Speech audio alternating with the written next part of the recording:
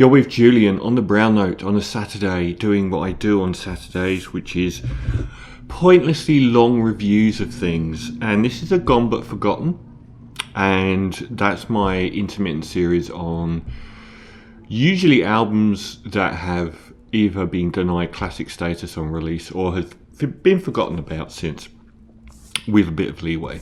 But it also includes bands and movies. And today it's a band. It's Amon Düül 2, who are a Krautrock band and come from Germany. Who knew? Based on the fact that their opening 3 albums are one of the best opening 3 runs in all of rock music. And I rarely hear the name mentioned now.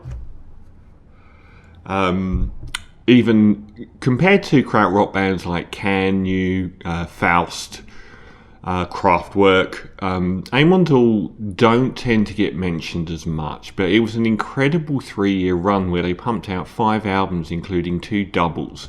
And I'm going to focus on those first 3 albums, which are all classics. And if you like psychedelic blues, monolithic rock, and wigged out weirdness, analogous most, I think, to Can at the same time. So they had an interesting start. Amon Düül, which is Amon Duul 2, which means pretty much nothing, but it means Amon is like sun, and Düül is apparently a Turkish word that they picked up in Germany from obviously the largest, I think, Turkish diaspora maybe in the world, in Germany. Düül meaning moon, but they wanted it not to sound German or English, so they wanted something that sounded new agey. But they were a commune, and in the late 60s there was some really hardcore politicking going on in Germany. This is long before the Berlin Wall fell, and in this commune there were members of what would, I think, either people that knew or would become the Red Hand Gang, or Red Hand Faction, or Baader-Meinhof Gang, who were hardcore terrorists. Watch the Baader-Meinhof, is it Complex? Baader-Meinhof movie, just look it up. It's a great film.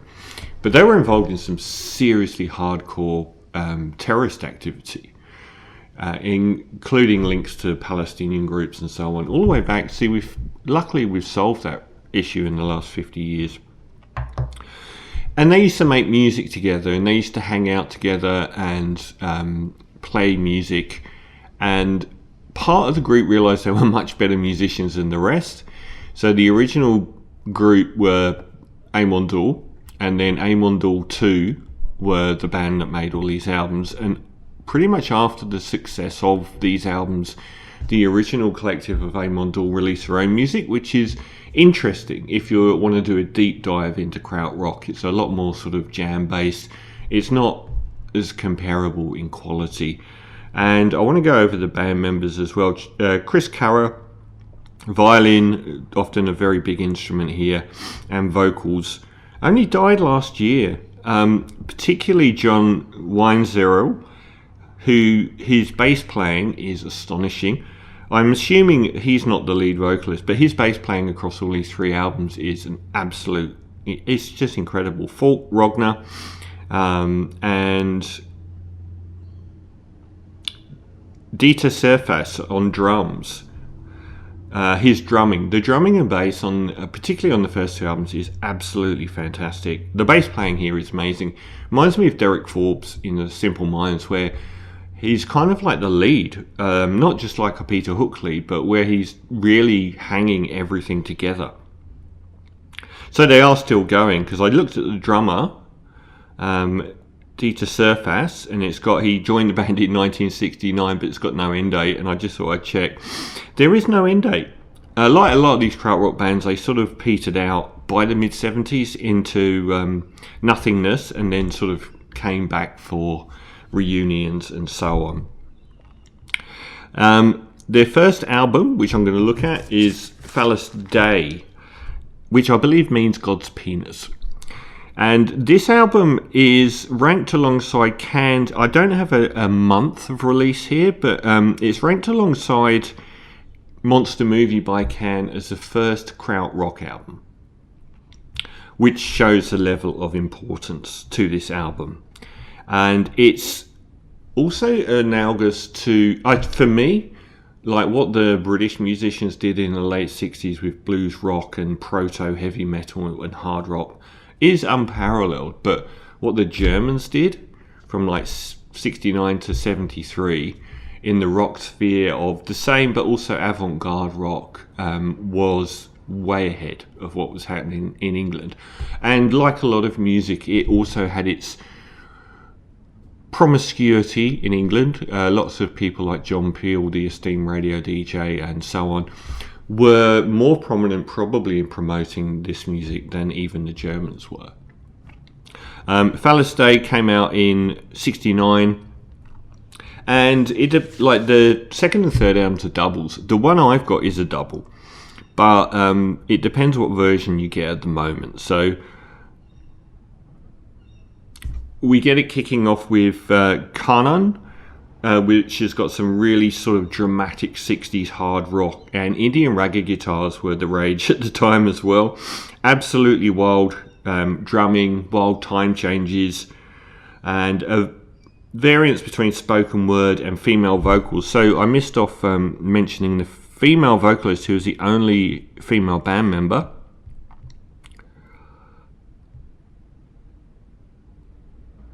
I guess it's Renate Naup.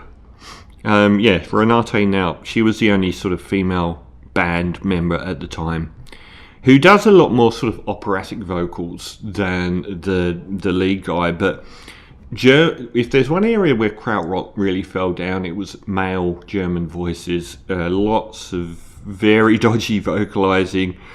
It's notable that if I were to pick two really prominent vocalists from that early Krautrock era, one's Japanese and one who's Damo Suzuki, and one is American, who is Malcolm Mooney, both from Cannes. So they did struggle in that area. It's really, the first album's really wild, really untamed, and much duller than the two that follow. And I don't mean dull, boring. I mean it's got a very grayscale, monolithic, Black Sabbath-y sound to it. It's the hardest rock thing they did.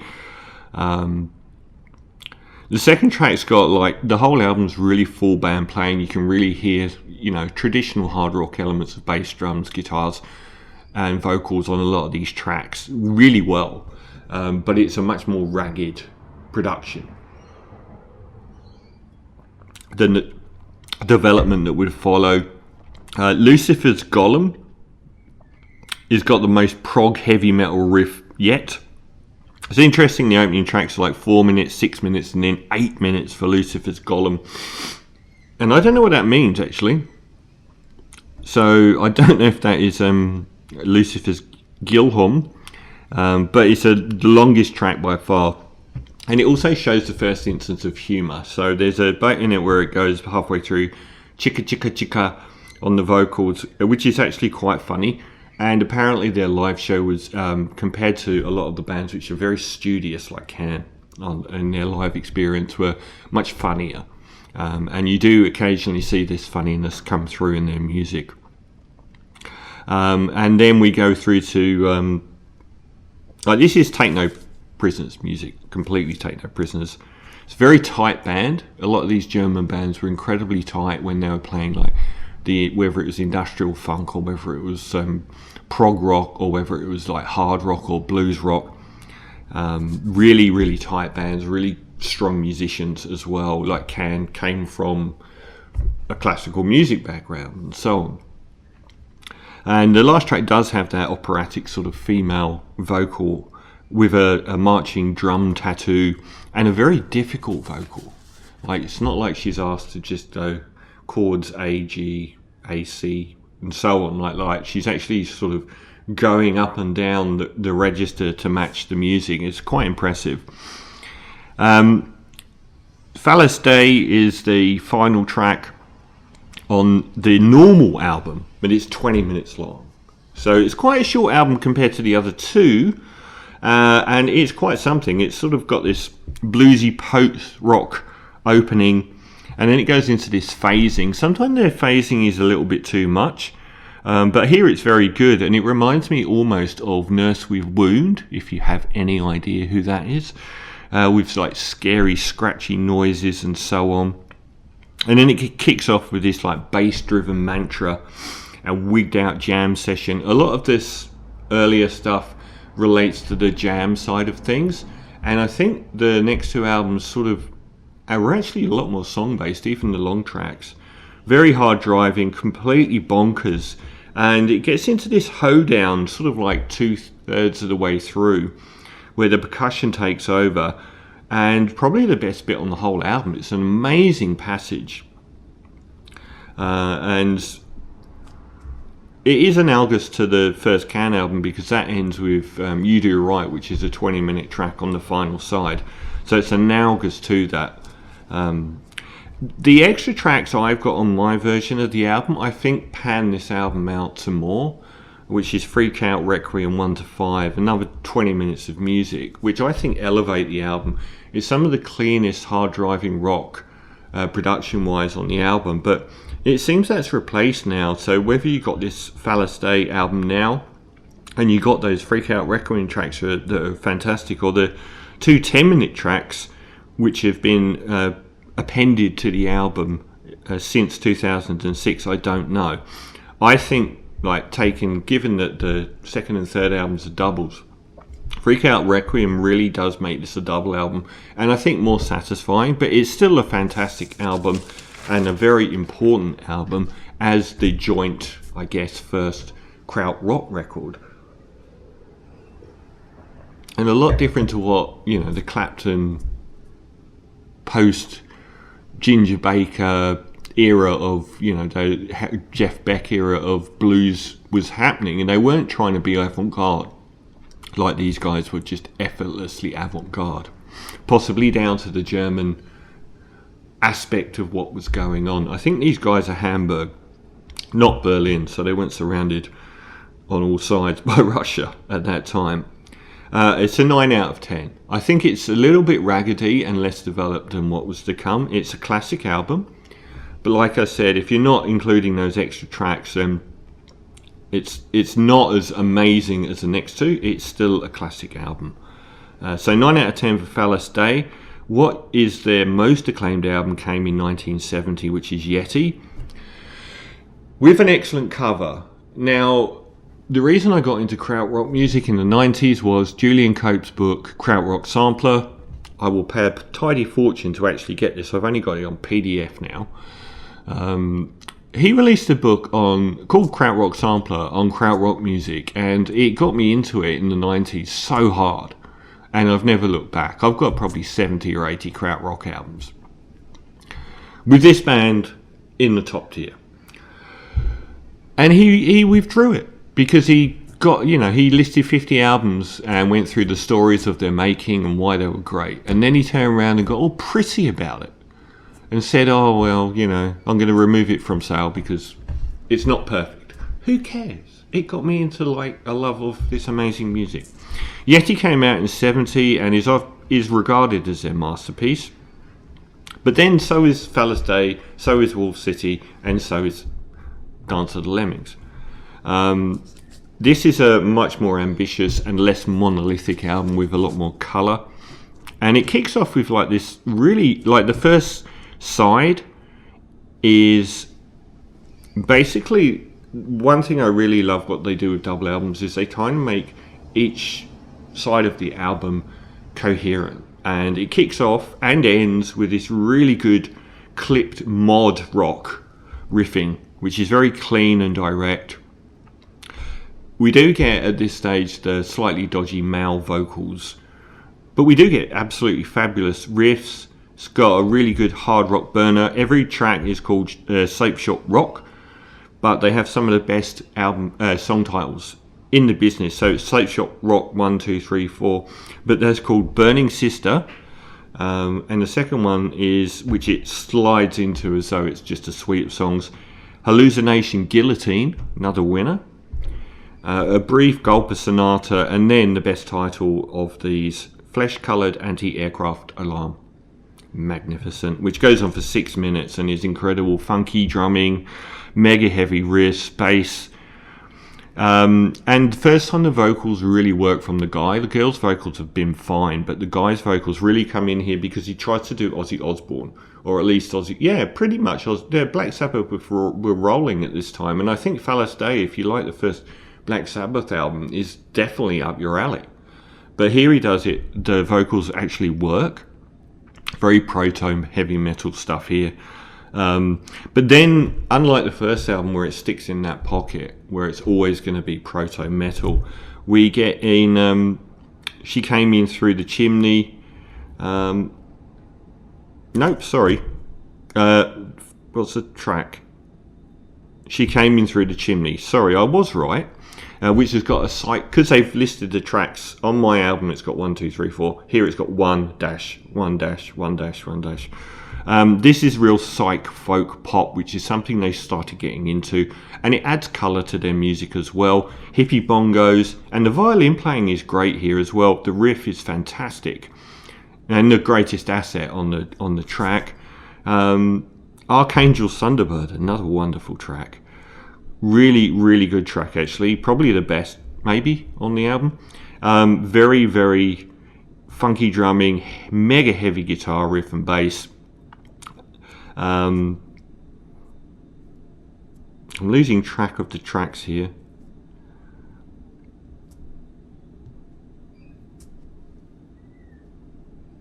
So we get to Yeti. Like there's Eye Shaking King. Actually, Archangel Thunder, I'll try and do it from my head because the tracks aren't in the same order. But like the Cerberus is amazing. Absolutely amazing. And so is Eye Shaking King. Those two tracks are absolutely outstanding on the side B. Yeti is, the rest of the album is Yeti improvisation. So side C entirely is Yeti improvisation for 18 minutes. And they do that on most of the records. For the first three, they have one really long form track.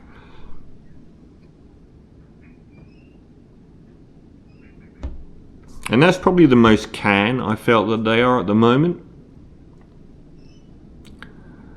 And then the final one, Yeti Talks to Yogi and Sandos in the Rain. Sandos in the Rain like goes into a much folkier territory, the final track, which is approaching 70 minutes of the album. And you get flutes and live vocals on that track too. It is absolutely astonishing, and I will give Yeti a 9.5 out of 10. It's a fantastic double album. And we move on to the final one that I'm really covering in depth, which is Dance of the Lemmings, or Tanz der Lemming. So let's see if our track listing works a bit better here. This is another double album. If you look at the lists of best Amon Düül 2 albums, you'll usually see Yeti at the top. You'll see either Wolf City, Phallus Dei above Dance of the Lemmings. I don't agree. I think this is their best album. I think it's their most complete album. We get a brief acoustic psych opener, and this really does hone in on each side is going to be completely cohesive to itself and operate on a different level to the other sides, which is why I think it's such a strong double album, because it's so complete on each side as to what it offers. Pull Your Mask Down, we're well into English lyrics for this band now, but the instrumental palette on this album, unusually or unexpectedly, reminded me most of hunky-dory era David Bowie. So we get a lot of acoustic stuff, we get some more piano coming in now, and really, really interesting stuff.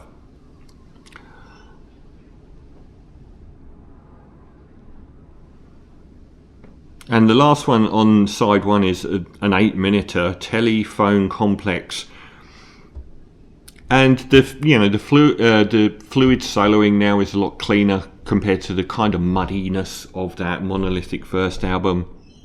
And there's far less metal. There's no metal at all. No real hard rock on that first half. You get pianos, you get acoustic music. And it's an epic closer for that first side. The bass riff kicks in, the bass player is still doing his bit, and the intensely complex instrumentation on here is, I think, far in excess of Phallus Dei. And the male vocals now are a lot more confident, and he doesn't sound like, he's just yelping and barking hopelessly. Actually really good. And towards the end of the 8.5 minute song, there's some really nice blues soloing going on. Side 2 is really wigged out. We get a blues rock fragment, we get a 60s psych fragment with Landing in a Ditch and Dehypnotized Toothpaste being the opening 2 tracks that only last 2 minutes combined. And there we get this really transcendental ragga folk mantra that builds into like a whirl of instruments called A Short Stop at the Transylvanian Brain Surgery. And then we get Race From Here to Your Ears, which is like three tracks in a row, which are all combined that's absolutely amazing. Like in total they're 5 minutes. If you listen to it at home, you would say that's a complete lie. It sounds like it's 10 minutes. There's like 10 different tracks in here. Or 10 different breakdowns, and goes off in different directions. But it starts with this unbelievably crunchy riff. If you can look up Race From Here to Your Ears, the first one, Little Tomatoes, Overheated Tiara, and Fly-Weighted 5. But Race From Here to Your Ears, the opening one, that I think it's when they put the thing in their mouth to control the guitar. It's an amazing riff. It's fantastic. Astonishing track. Or 3 tracks, dependent on how you rate it. And then there's this soothing sort of psych rock towards the end, and then the last 2 tracks, which sort of bleed into each other, are sort of more heavy psych rock, lots of phasing, which is a little bit overdone. It does really work well at times, but when it's actually spoiling the music, it's a little bit annoying. But it is still incredible blues rock, and like we haven't had on this album yet. We then get the, Tego Mega by Cam was out at this point, and the side 3, or side C, is the Marilyn Monroe Memorial Church, which is 18 minutes. And it's not song-based blues noodling at all. It is an exploration, a space-age exploration through noise. And it sort of goes through passages of becoming more bluesy or jazzy, but never attaining any sort of riff-based song nature, deliberately. And towards the end it gets really percussive and noisy as well. And then the final side, Chewing Gum Telegram, Stumbling Over Melted Moonlight, and Toxicological Whispering, is all like hard-driving blues rock, taking us all the way back to Phallus Dei. The coda on Stumbling Over Melted Moonlight is incredible because it's got this really treated percussion that sounds very contemporary, like you'd expect on some kind of weirdo techno record. And the final one is just like wailing. Toxicological Whispering is just like wailing. Paul Butterfield blues band. Get the album East West. It's magnificent. But the track East West as well. It's that kind of wailing blues. Now I'm going to give Dance of the Lemmings a 10 out of 10. The reason I think it's better than Yeti by that much, I feel like it's a more confident and complete album. I feel like the songs and the ideas and the composition of the whole piece is probably slightly more developed. I think it's a really classic double album where everything fits. We get side C, which is 18 minutes, where they don't even try and soften the blow of this avant-garde sound experiment at all. And then on side D, you get nothing but this reward of these driving hard rock blues numbers, which are fantastic. So I'm going to give Dance of the Lemmings a 10 out of 10. And I don't even have this fucking t-shirt. But it's not over for them then. There's 2 more albums, which I was going to review, but it's just getting too long. Carnival and Babylon will be the least appreciated out of their first 5 albums. I quite like it. From memory, it's got a lot more female vocals on, and this is when they moved into music that was a lot less challenging. Challenging in regards to their first 3 albums, perhaps not as challenging in regards to what was on the radio at the time. But I still thought it was good, and Wolf City is regarded as many as one of their best albums. So that's a fine 5-album run. What is astonishing is Phallus Dei was released in 1969, Yeti in 70, Dance of the Lemmings in 71, Carnival in Babylon and Wolf City in 72. That is quite an astonishing 4 years of music. And it's the same with Can. They just had just an enormous opening few years. Can did Monster Movie, Tego Mago, Eggy Bam Yassi. In that same period, Can's discography is better. Can as a band are better. But they're top 10 band of all time, top 10 discography of all time for me. Amon, Düül 2, those first 3 albums are well worth your time. If you like anything from Black Sabbath to psychedelic blues rock to weirdo folk music, and at times analogous to the more folkier elements on Walter Wegmuller's Tarot album. A fantastic band. They carried on forever after that. I don't believe or know that there's anything after 1972's Wolf City that is worth your while. If you are into that music, you can let us know. But what an incredible opening 4 years. Amazing records, including 2 double albums. So absolutely fantastic stuff from Amon, Düül 2 should be remembered more.